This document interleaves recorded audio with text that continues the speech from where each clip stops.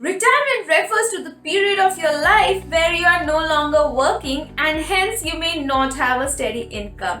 And if your income source ends, you still have to pay for the basic living costs and medical expenses as you get older. You must construct a savings corpus during your effective working life in order to maintain a financially independent life. This investment will then assist you in fulfilling your post-retirement expenditures. When it falls to retirement planning, there are a variety of investment options like PPF, VPF, and special FD schemes of banks.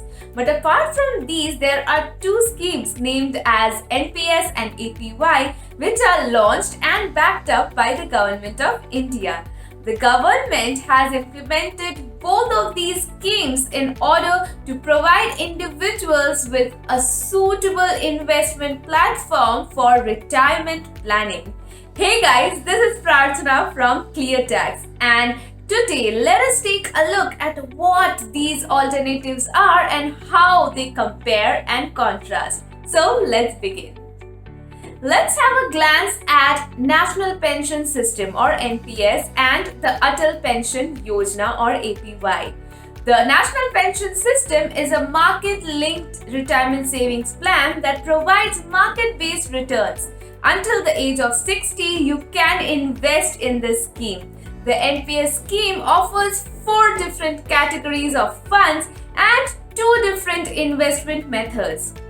You can invest in any of 4 available funds using the active choice strategy, or you can use the auto choice strategy to get your investments automatically allocated to various funds. The scheme's return is determined by the financial market. You can withdraw 60% of the accrued corpus in a lump sum at maturity, and the remaining 40% of the corpus will pay you annuities for the rest of your life. The Atal Pension Yojana scheme, which was introduced by the government, is also a retirement-oriented fund. The scheme sought to support low-income individuals in the unorganized sector with assured pensions.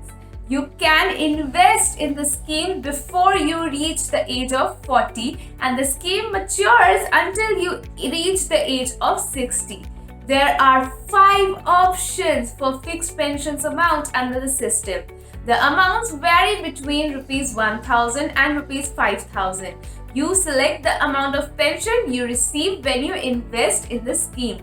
The pension amount is chosen based on age, and the amount you will contribute to the plan is determined based on the frequency of the contributions.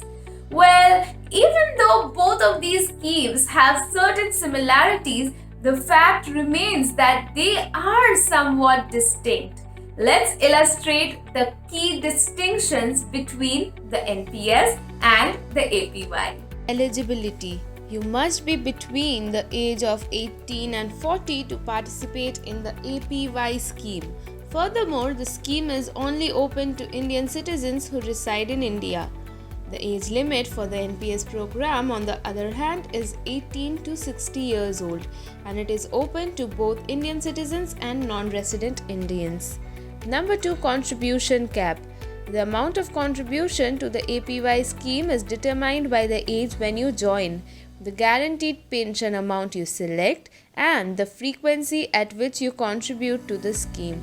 The monthly contribution starts at Rs 42 and can go up to Rs 8581 half yearly. The amount of the contribution under the NPS scheme is determined by the account chosen. If you just want to open a Tier 1 account, the minimum donation is Rs 500. Following that, a minimum contribution of Rs 1000 per year is required to keep the account operational, with a minimum contribution amount of Rs 500 per contribution. If you also select the Tier 2 account, you must deposit a minimum of Rs 1000 to open the account. After that, you must make a minimum contribution of Rs 250 to keep the account functioning. The maximum contribution cap under the NPS has no upper limit. Next, payable pension amount. The amount of the pension due under the APY scheme is fixed in advance and the contribution is set depending on the pension preferred. A pension of Rs 1000, 2000, 3000, 4000 or INR 5000 can be selected. As a result, the plan is also known as Fixed Benefit Pension Plan. The pension amount under the NPS scheme is determined by the accrued corpus available at the scheme's maturity date as well as the pension option chosen. As a result, the pension is not assured and is based on the amount you have spent. Next, taxation. Since both schemes have equal tax benefits, NPS has an advantage over APY because it helps salaried employers to seek tax benefits. If the employer contributes up to 10% of the employee's basic salary with dearness allowance to the NPS scheme, the contribution is also permitted as a deduction under Section 80 CCD 2. This deduction is in addition to the deductions permitted by Sections 80 CCD 1 and 80 CCD 1B. Furthermore, even if you choose the current tax regime that eliminates deductions and exemptions, the employer's allocation to the NPS scheme is always permitted under Section 80 CCD 2. This additional advantage is not provided by APY scheme. Next, pension options. The APY scheme provides you with a guaranteed pension for the rest of your life. Furthermore, if your spouse is still alive at the time of your death, the pension is accrued to her. On the other side, there are 7 annuity plans available under the NPS system. You will get a lifetime annuities based solely on your life or joint life annuities. By selecting an increasing annuity alternative, the annuity balance will be increased annually. Furthermore, in some cases, the purchase price is refunded in the event that you or your spouse dies. Next, types of account. Only one account is allowed per investor under the APY scheme, while the NPS scheme allows for 2 types of accounts, Tier 1 account and Tier 2 account. Tier 1 account is mandated, whereas the Tier 2 account is optional for an investor. Next, premature withdrawal option. Partially withdrawing funds before the maturity date is not permitted under the APY scheme. Only in the event of the investor's death or serious illness is it possible to withdraw the account's accrued balance early. In the event of the investor's death, the spouse can elect to keep the account open until maturity and then receive the promised pension. Premature withdrawals are even permitted under the NPS. Withdrawals from the Tier 2 account are unrestricted and be made anytime. However, there are certain limitations with the Tier 1 account. Withdrawals from the Tier 1 account are permitted beginning in the 3rd year of investment and are limited to specific circumstances such as marriage, medical emergencies, home purchases, and so on. Partially withdrawing funds from a Tier 1 account is permitted up to 25% of the account's balance. You can withdraw 20% of the accrued corpus in a lump sum if you close the scheme prematurely.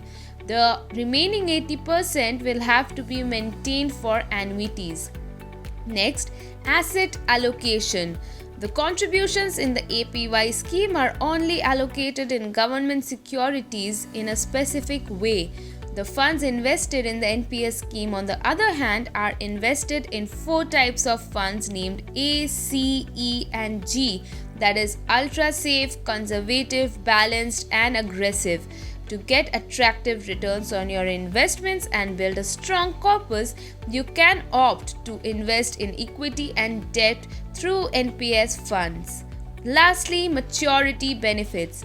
The pension amount promised by the APY scheme is paid upon maturity. That being said, under the NPS, 60% of the accrued corpus can be withdrawn as a lump sum, with the remaining 40% of the corpus being used to fund an annuity for the pension benefit. conclusion, the equity market has a lot of upsides and the NPS pulls more salaried people than the APY, which is suitable for citizens from the unorganized field.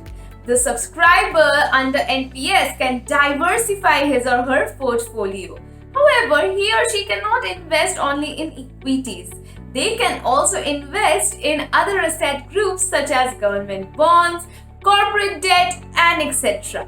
The APY pension plan is ideal for low-income individuals who cannot afford the market volatility. As both pension saving schemes are tax-saving strategies, a salaried person of course can opt for both. So depending on your risk appetite, choose one or both to build a retirement fund for yourself. So which one are you going for? Let us know in the comment section below. Also, don't forget to give this video a big thumbs up and subscribe to Clear Tax's YouTube channel for regular videos on finance. Stay tuned and take care.